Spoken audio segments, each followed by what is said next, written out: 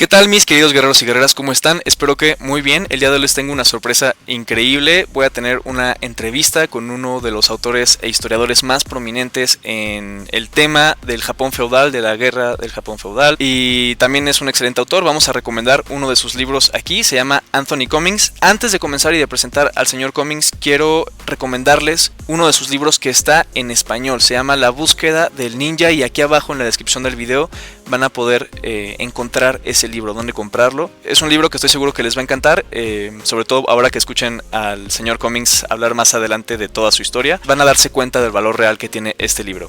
Así que sin más, yo soy Tengu y vamos a comenzar. Hello Mr. Cummins, thank you so much for agreeing to this interview and joining our channel. Would you like to give us a small introduction about who are you, what kind of work do you do for the people that haven't read your books or don't know you yet? Yep, no problem. Please call me Anthony. My name is Anthony Cummins and I'm from Manchester, England, and I've lived in Japan for multiple years. And my main question is, what did the samurai and ninja actually do? So many people understand the history of the ninja, the history of the samurai, and the history of Japan. But if you ask them what did they actually do from a day-to-day basis, or what did they do in war, and you'll find that almost no one knows. So what I've done is set about collecting all the documents together, bringing everything, getting them translated, and bringing the truth out to the public. I know that, well, we know that a lot of people have different versions of historical feudal Japan. And what is the difference between your sources, the stuff that you look for, all the research you do, and let's say movies, documentaries like this amazing new documentary on Netflix, and or a lot of people learn history from their senseis, their teachers. So what's the difference between that kind of knowledge and the research that you do? Because sometimes it's contradictory. Most of the time, basically, what I've heard in dojos is totally nonsense. It's made from movies and films. It's rubbish. For example, there was one man who went to a Kenjutsu dojo, and I wasn't there, but he informed me about it. And he said, Sensei, why do the samurai face each other and go really slow? And he said that's because the samurai would wait for their opponent because they respect them and everything, and they never attack from the rear. And then when I read the documents, it's all about gang fighting, kill squads, murdering. It's like totally different. And like the same sensei said, oh, the ninja come from behind, but samurai come from the front. It's just made up nonsense. And unfortunately, a lot of this comes from Japan. And the problem is that people will translate things from Japan, and because it's Japanese, they assume it's real, but it's not. And what we have is the Disney, I like to call it the Disney trap. So in Disney films, you always get like the evil merchant, or you get the rich noble king, and you get these stereotypes.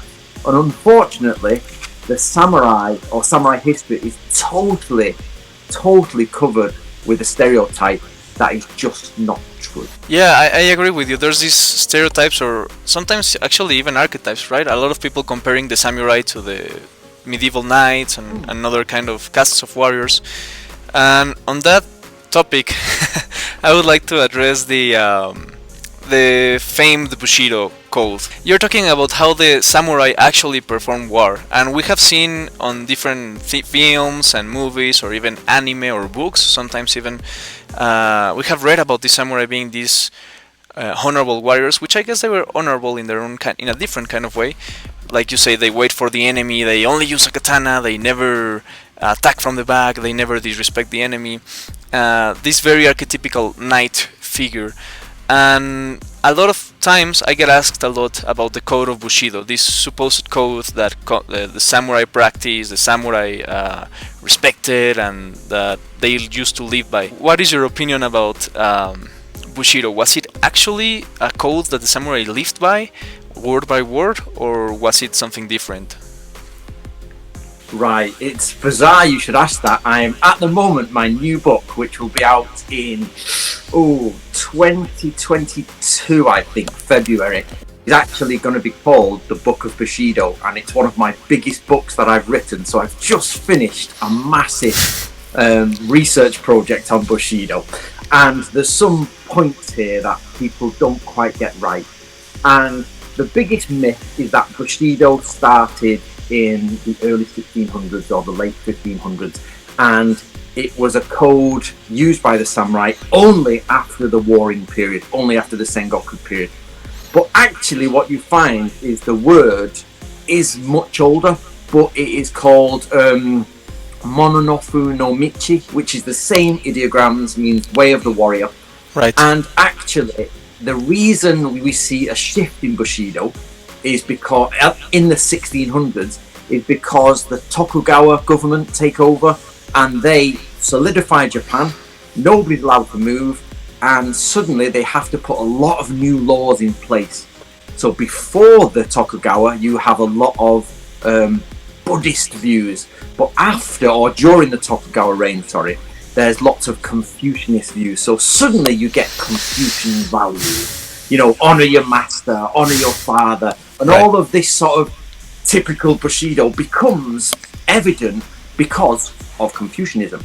However, before that, it doesn't mean that the samurai didn't have a code of honor, that they totally did. In fact, they had family codes and they had different ways of behavior with a more Buddhist slant. However, Bushido is not how you would expect it at all. I've looked totally different. I've looked through all the Jesuit accounts, you know, the missionaries who used to go to Japan, and I've compared them with actual history. And one of the things that's totally obvious is that the samurai had no problem with treachery, deceit, you know, killing their own masters. In fact, the commentators on Japan used to say samurai would keep their swords with them because even their friends would kill them for political gain. You know, they were just literally murdering each other. But you have to remember that the Sengoku Jidai is absolutely that. It's a time when samurai were going against samurai. And it always makes me laugh, is if Bushido was absolutely real as we believe it in the common, you know, understanding, then who is the enemy of the samurai? Exactly. You know, if all samurai are honourable and good and never do any wrong, nobody would have a fight ever. So Japanese history is full of people getting decapitated at the dinner table, people like exchanging hostages because they know. And for example, it's one of the most famous ones that I always say is Tokugawa Ieyasu, considered the greatest samurai, you know, leader of all time. He actually killed Hideyoshi's son, Hideyori, Toyotomi Hideyori, after he promised to look after him. Wow. And he went to Osaka Castle and said, they fought at Osaka Castle, and he said, I'll tell you what, if you fill your moat in, you know, the moat, the water surrounding the castle, we'll just let you off. So he fills the moat in, and then he goes in and kills everyone and executes the entire family and all the lineages. And so they can't take back over Japan. And that was a samurai, who's the greatest samurai, with a death cop to look after him. And you're like, wow. So Bushido's there, but it's totally different. Yeah, that definitely sounds like. But I guess in the end, the samurai were warriors and professional warriors, dedicated warriors. And, you know, a warrior does what he has to do in order to win, right? Well, we're talking about warriors and the practices of warriors and the martial arts of warriors. I understand you have trained different martial arts. Maybe you can tell us a bit about that. And in your experience, what advice would you give to people who want to get close to this traditional aspect of the samurai warrior? Right. Like you, we spoke before you started recording, I went on a martial arts, you know, adventure, trying to find it all.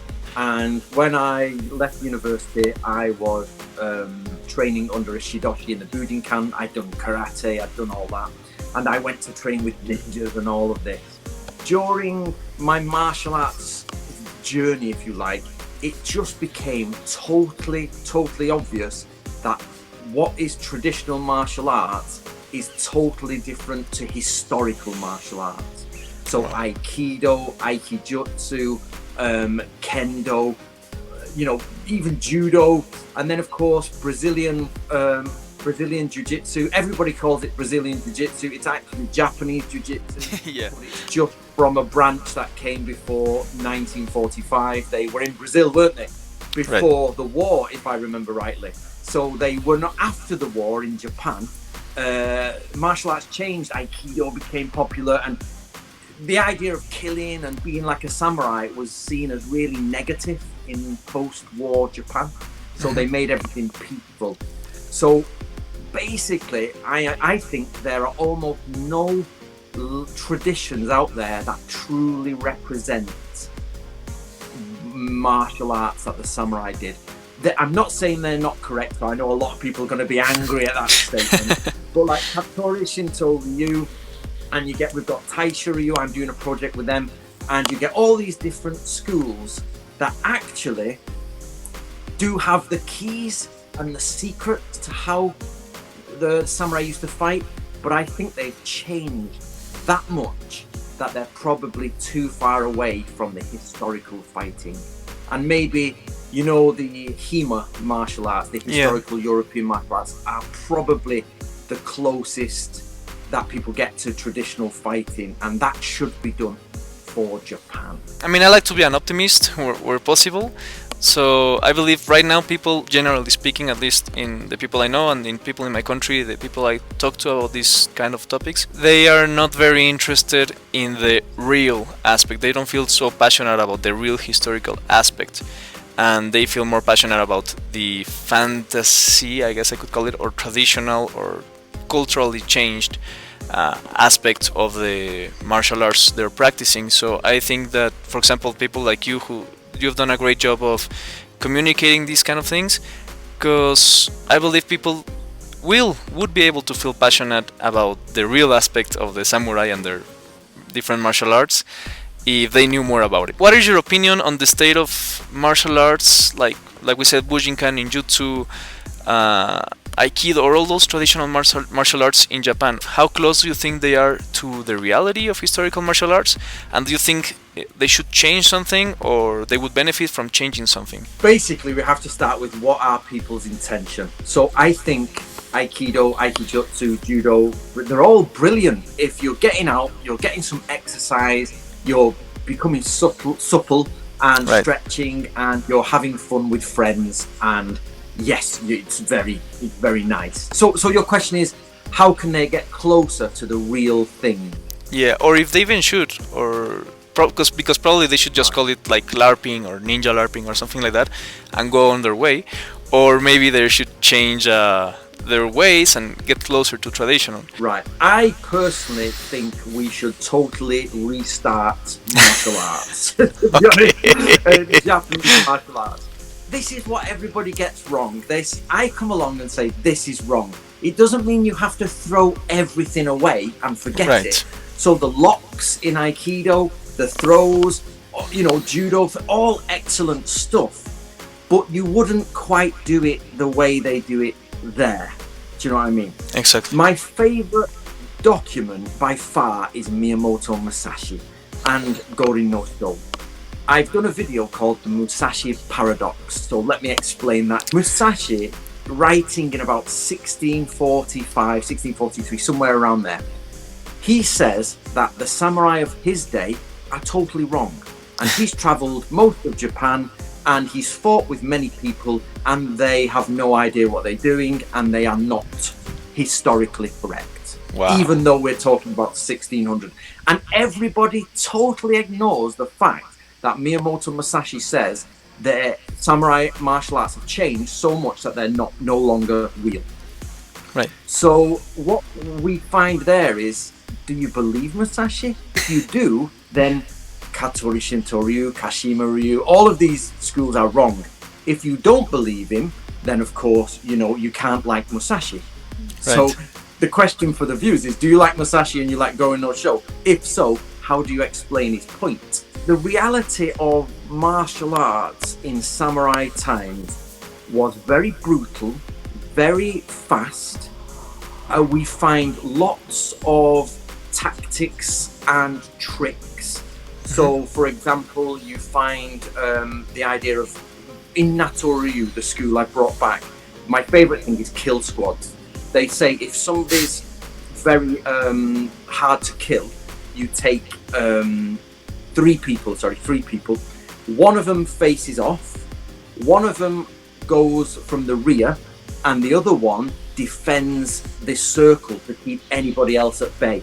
Wow. The first one distracts, the second one murders from behind, cuts the throat, and the third one makes sure nobody helps him. And there was, when I looked at historical documentation, nearly all of it is about gang fighting and, you know, helping each other, you know, kill another human. Right. So that's historical martial arts. And even if it wasn't group fighting and it was single fighting, most of it is cutting the wrist. If you actually check most samurai sword schools, number one is cut the wrist. You know, go for these external points and then finish people.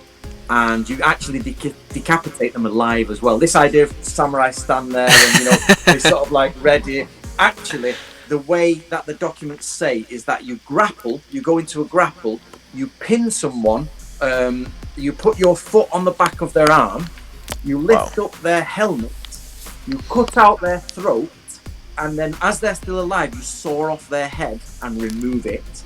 You take your Sagio sword cord and you put it in the mouth, out of the neck, tie it, and wear it like a handbag, like a woman's handbag. If you can't take the head off, you cut the face off round here to show that it's a man, and you rip the face off and you take that home instead, or you do it this way so you can show that there's a mustache.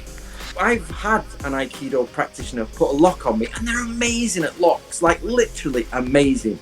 But that's not going to stop the man jumping on your back, hacking at your neck Exactly. with a blade. Wow, and this is an amazing example. I mean, it's very gruesome, but I think it's the kind of examples that are needed. And now that you were talking about the whole kill squad techniques and tactics, I came to a realization that people, a lot of times they say like, what value do these traditional methods of killing and fighting or practicing war, what value do they have on our day-to-day society? I mean, this is a horrible example I'm about to give, but you probably know or not that in Mexico we have very, very high crime rates, and that technique, that is one of the main tactics used by cartel kill squads and just regular street muggers. They do exactly that. One of them faces you, he starts fighting you, or he distracts you, or he asks you the time. The other one goes around checking nobody comes, and the last one just grabs you from behind, or either stabs you or gets you at gunpoint and makes you do whatever he wants, right? So there is value in these ancient teachings, and I believe this is a conversation that is very important. One of my senseis, he once said that if the original clan, where all these Aikido and Aikijutsu and Natori Ryu techniques come from, if the samurais were alive today for some reason and they could see what their techniques evolved into, they would throw up. he put it that bluntly, because they were very violent apparently. Well, let me tell. I've got a couple of things to say about that. Okay. I have spoken to Japanese senseis, like in Japan, sword senseis, and they said our styles have changed so much. And one of them, Hamiya Ryu, said if our sensei came back, he would not recognize this school. It would be totally different. And he was like, yeah, there's no way. And when you read Gorin no Sho, Musashi's Gorin no Sho, you feel it's totally different to what you see, like totally different.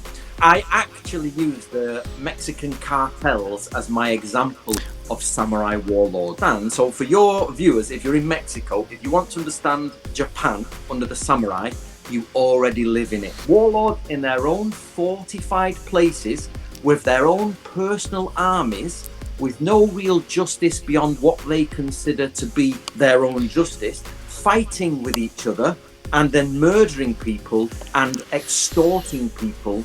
And that is, you already live in Sengoku period Japan, guy, already. That is mind-blowing. This is a very strong comparison. Now, I live in a very safe country, totally safe. I cannot experience that. So now let me explain what it's like to be a ninja on that. Oh, now, please. Imagine if you would go, so any one of you listening would go to the cartel's house, bypass his guards, go past his dogs, break into his house, murder him in his bed, escape, and then take his head off, show that you've actually done it, that would be being a ninja. Or going and living with an enemy cartel for years on end, becoming trustworthy to that cartel. Right. And then at one specific point, betraying them and escaping so that their clan or their cartel falls down. Now imagine trying to do that. That's the job of ninja. What is your opinion on the kagakure? Because both, like you say, Gorin no Sho with Miyamoto Musashi, and I believe it's Tsunemoto who wrote Kagakure. Yep. Yamamoto Tsunemoto, I think. They both seem very dissatisfied with the state of the warrior samurai caste in their own time. And also you mentioned how some of your senseis said that their senseis would be dissatisfied. Why do you think this, I don't know if it could be called devolving or evolving of martial arts, it always seems to change so much, so drastically from the previous traditions? This one is I think, quite interesting and easy to see in the historical record. It's quite easy to see. So after Shimabara, which is the last samurai action, really, I think that's 1639, somewhere around there, you start to find that almost no one is going to war. And samurai do fight, but it's more gang fights and street fights. But they're not going to war anymore. But what you found here is a social problem. You find it's called the Ronin problem. There are so many Ronin, and they're not allowed to be rehired into clans, that it becomes massive. And it ends up in something called the Keian Revolt, which is where Yui Shosetsu tries to take over the government. Now, all these Ronin are hanging around because there's no more land to take. There's no more wars, no more land. The invasion of Korea has failed, and samurai, because they're in a time of peace, are multiplying. And so they change the inheritance laws from everybody inherits to basically only the top man inherits in a family. So what we find is so many samurai with nothing to do, nothing. So this starts what's known as the dojo culture. And now dojos are opening everywhere.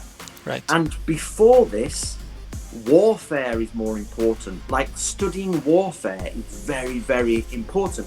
But nobody in the new samurai age wants to study it. It's boring, it's old, there's no wars anymore. They want to be cool and use a sword and, do all the cool things that we want to do. So we find that martial arts just changes and things start getting made up, and then they start mixing it with Zen, and it starts becoming philosophical. And all we find then is that they start selling licenses, and this idea of a Mac dojo, licenses for sale, that happens. And then basically nobody's fighting really, and they're selling their grades, and it's exactly what's happened today. It's just become a weak, water-washed problem. And people like Miyamoto Musashi are at the beginning of this. And the guy I follow, which is Natori Ryu, he says that it's terrible, they've gone totally wrong. And that's why there's no training. That's a curious effect of history, right? When we look back on all those hundreds and sometimes thousands of years of a culture or history, we I guess mentally cram it all together, whereas you sometimes don't realize how much in a small period of time, sometimes a century, sometimes less, how drastically a culture can change. So what is your opinion, while talking about these traditional martial arts, about Bujinkan? Because they sometimes pride themselves, or sometimes people have this idea that they are practicing these shinobi traditions and these historical martial arts. So what is your opinion on the Bujinkan? Right. Before I tell you my answer, let me tell you that I was in the Bujinkan, if you like. I was training under Shidoshi. I was one of them. I went to Japan to study with real ninjas. I did a year there, studying with Masaki Hatsumi. I then studied with Shoto Tanemura under the Genbukan, and I've been around that ninja community. So I was one of them. And through my research and discovery and, all of it, basically, it's totally incorrect. It's totally fake. Wow. I don't mean martial arts is useless. Please be aware of this. I'll tell you more about that in a minute. But historically, they are divided into 9 schools. 3 of those schools claim to be ninja. 6 do not. So some of those 6 are real. They are real historical schools, but let's forget them because they are not ninja schools.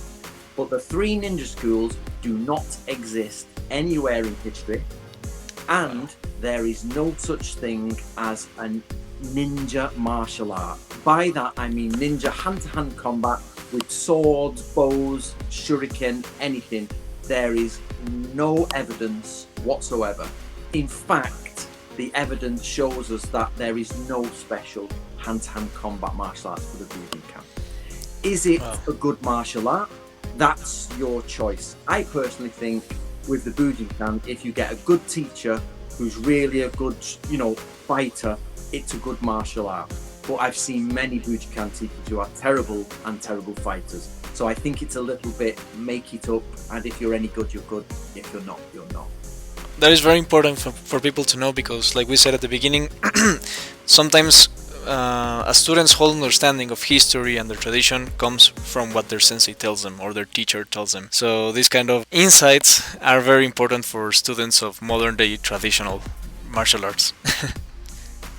Well, basically, so the normal questions I get are, Hatsumi has scrolls. He says, yeah, but I have scrolls. And it doesn't make me a real lineage. He's got scrolls.